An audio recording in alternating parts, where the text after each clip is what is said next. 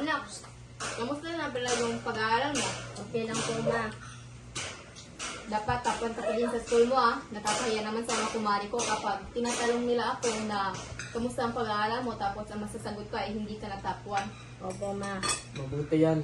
Mag-aaral ka na mabuti para makabawi ka din sa amin. Sige po, tay.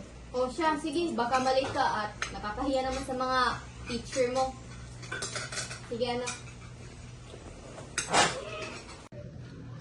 Ang talino mo talaga, ay ka no? Siguro pwede yung mga magulang mo sa'yo. Ang galing mo talaga. Nasa'yo na lahat. Ano ba naman kayo? Nabobola naman. Totoo naman Jamaica, pinapatawag yan ni Miss Ivy at Miss Sofia. Sige. Sige, bye na. Math contest kasi sa Jamaica. As the best student in school, ikaw yung first choice namin. Ganun din sa English, anak. This upcoming February ay may impromptu speech for English sa ibang paaralan. At dahil ikaw ang best student ng ating paaralan, ikaw ang aming pinili para maging pambato ng ating paaralan. We already asked your parents and they agreed, kaya ikaw na ang pambato namin. Sige po. Kailan po ba ang training? Bukas ang training, Jamaica.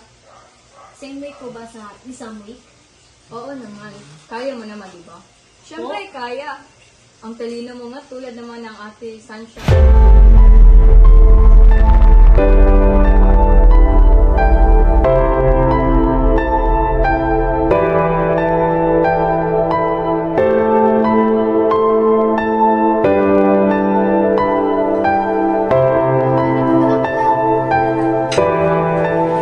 Klase mo, Okay lang po. Mano po? manong ka sa tita at tito mo. Mano po, ta? Laki mo na. Ano pa ka dito na? Opo. Yan yung anak mo, di ba? Ano ba kita? Matalino pa. Oo, yun yung anak ko, si Jamaica. Ang layo ng mararating mo. Matalino mong taglay. Paahon ng mga magulang mo. Yan yung palagi namin sinasabi dito sa minamahal ng mga anak. Pasok mo na po ako sa kwarto ko, Nay. Sige, sige.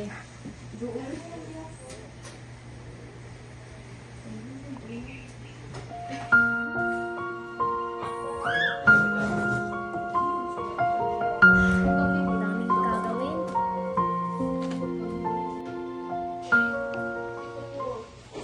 Ano to? Second place? Opo, Nay. Hindi ka ba nahiya? Hindi mo na ba inisip yung kahiya na idudulot sa amin ng papa mo? Sorry po, Nay. Ginawa ko lang po lahat. Ginawa o baka nga lang, tinatamad ka? Second place ka lang? Opo, Tay. Ano mo sasabi na ng iba, ha? Sorry lang po, Tay. Ginawa ko lang po lahat Mabuti pa yung ate mo. Pag-aaral na lang ang inatupa mo, hindi mo pa magawa na maayos. Sorry lang po. Dito na po ako. Oh, dito ka na pala. Kamusta yung klase mo? Okay na ako. Kaya ano mo na nga, alam mo pagod ka na. Bakit hindi ka na pumapasok, Aika? Nahanap pa lang nila. Sayang naman yung achievements mo. Nakakahiya harapin yung mga taong naniniwala sa akin. Bakit puro na lang si ate? I just want to be better. Nakakapagod na.